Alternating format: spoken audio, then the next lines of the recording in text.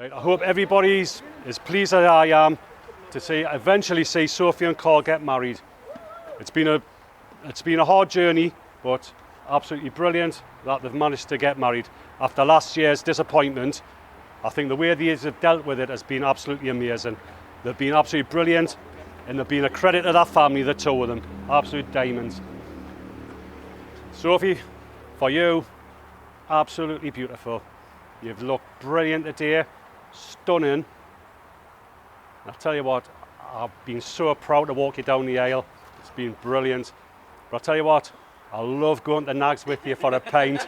That is one of my favourite things, to meet up here and have a pint with you. And I'll tell you what, she's one of my best mates. One of the best mates I've ever had. I'll tell you something, walking her down the aisle was even extra special because she was going to marry Karl. I've known this kid since he was 15, all the way through, watching football and drinking. He sat on my knee for 3 hours once, and he never ever told his mum, which makes it a good thing. No, I've known him since he was 15-year-old, and he's an absolute great kid. But I'll tell you something, he's got good family values, loyalty, respect, honesty. He's got them all. But he's a proper lad. He's a proper lad's lad. And after his bachelor, which he couldn't have my respect anymore after seeing what that kid went through, was absolutely brilliant. And I'll tell you what, me and Helen are so proud as a stepson. Grandson. No. As a son-in-law. Absolutely so proud to have you as a son-in-law, mate. And I mean that from there. And that was me and Helen, by the way. Yeah, proud to have him as a son-in-law. And I'll tell you something, I can't leave Helen out, by the way. She's done so much to help these through this whole, the disappointment and everything, and all the pulling things together, the shopping, the getting everything sorted. She's been absolutely brilliant. And do you know what? She never got stressed out once. Unbelievable. Not once. No, so I think let's have a think. That's it, I think that'll be about it. But I'll tell you something, I'd like everyone just to raise their glasses. Be the first one to see it. Raise your glasses to Mr. and Mrs. McGuinness. McGuinness.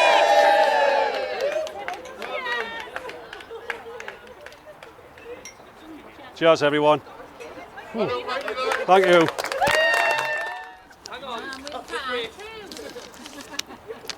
Right, I mean, anyone who knows us will know that's definitely not the first time I've sat up from a hot seat with a wet piece of paper. So, and it'll not be the last. So basically, I can't believe, after Graham's just said it as well, that after waiting for so long, but my wife and I would like to thank...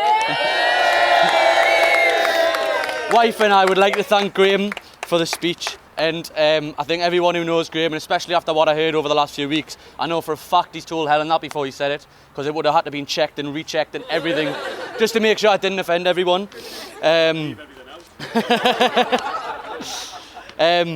So yeah,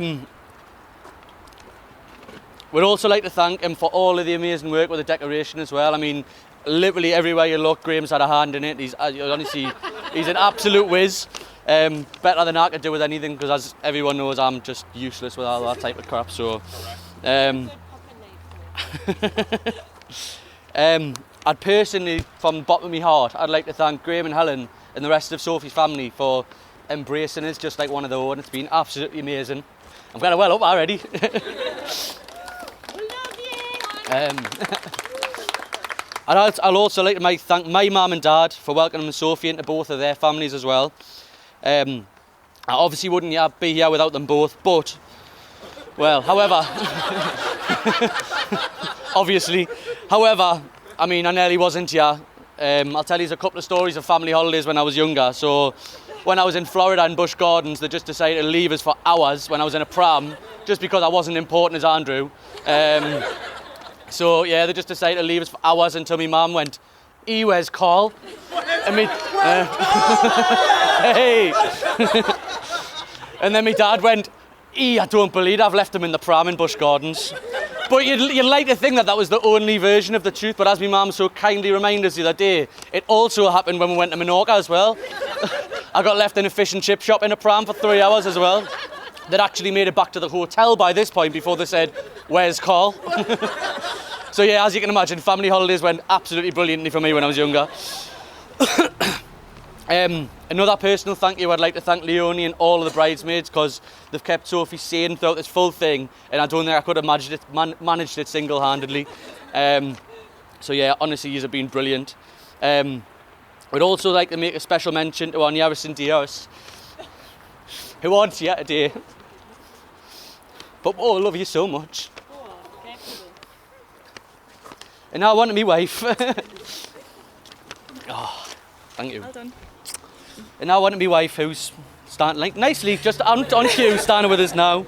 You can't look at this yet. I mean, look at her, she just looks absolutely brilliant, apart from the stains at the bottom of her dress, but she looks absolutely class. She just looks absolutely amazing. And I always knew she would. She's just absolutely beautiful inside and out. And I'd like to make a special mention, and I don't know if you've already noticed as well, but how lovely our polished ring looks. And then, as you can imagine, me and Graham have literally been wetting ourselves laughing every time Sophie said she was going to go and get her ring polished. So yeah, well, I mean, I've been dying to mention that bit in my speech because I couldn't leave it out. But no, you've really been there for us through everything, and you really are my best friend. Yeah. So, like, I'll just give a special mention. Like, she's literally got the weirdest sense of humour I've ever met in anyone in my life. But it matches me absolutely perfectly, and like, no one else will find anything we say funny. We're sat there buckling at each other in the corner. Like, when she's sitting in the house, she'll just do stupid little dances while I'm trying to watch the sport or something on the telly, just to try and catch me attention. And I'm just like, will you piss off? And she's just, she just keeps doing it. I just can't stop laughing at her. It's ridiculous. But yeah, so I'll tell you how we met. So we first met in Biakala on a random Saturday. Oh, good, ta-ra. So we first met in Biakala on a random Saturday night out, and then about a month later in Biakala again, we decided to make a go of it as a couple. So then, basically, as it happened for the wedding, we inquired, but due to social distancing, they said no. So I had to settle for a second choice. But no, I knew she was the one for me as soon as she came to the Nags with all of her friends, and she didn't turn her nose up at drinking on the high street. And now she's there more than me. Well, no, she's not. No, she's not. No, but basically though, overall, you're just the absolutely most amazing person I've ever met in my life. And I genuinely feel so lucky to spend the rest of my life with you. Now, finally, would like to thank you, well, nearly finally. We'd like to thank you all for coming and joining this special day. So would you please join us in a toast to my absolutely amazing wife, to Sophie.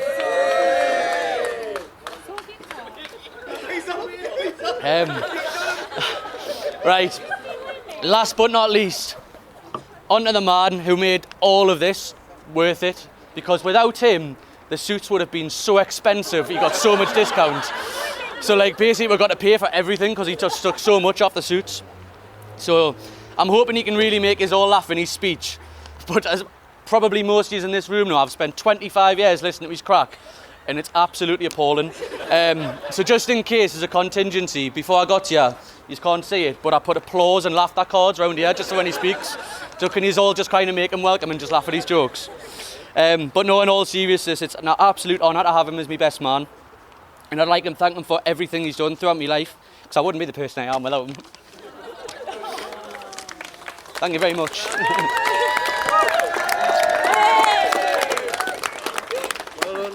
I'd like to thank Graham Jesus Christ.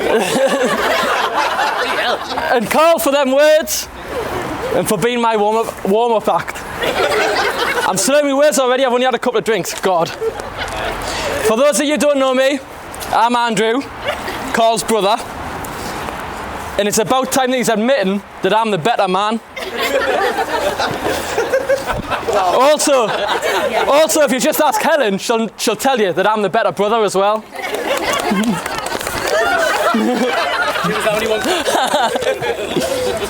It's been a lovely day, apart from a slight bit of drizzle, but we'll get past that. But mind you, we've had to wait for it. There's been many ups and downs. Will it happen? Won't it happen? Will there be people here to see it? Can we dance?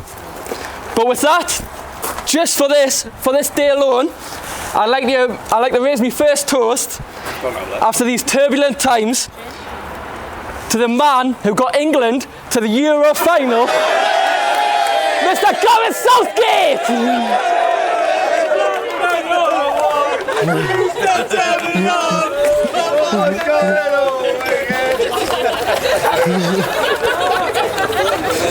I've known Karl all his life.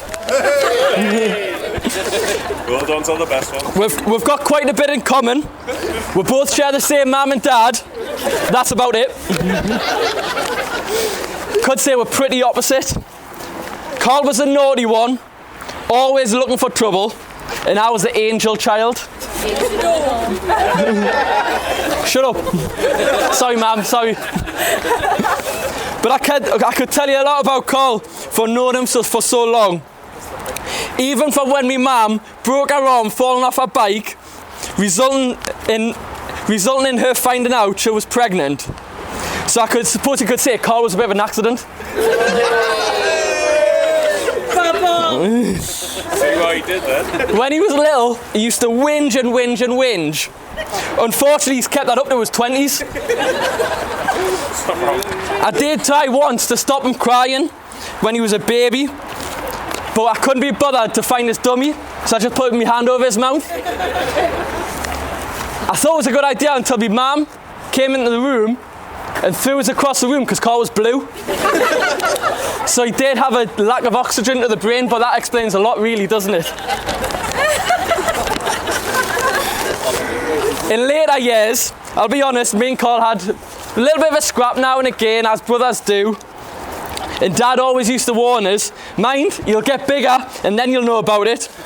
But I don't think anyone realised how big he was all going to get, especially around the waist.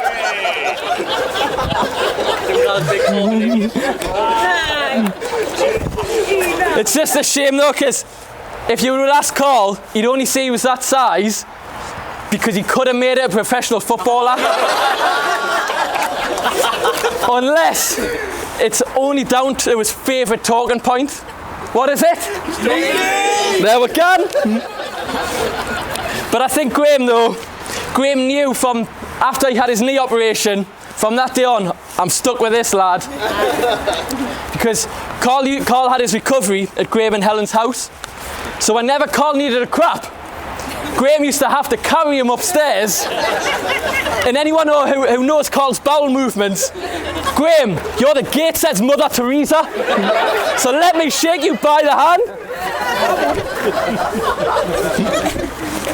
But no, seriously though, Karl, you're a great person. And you'll always have anyone's back who ever needs it. He's been the best little brother anyone could ever hope so, and an even better friend.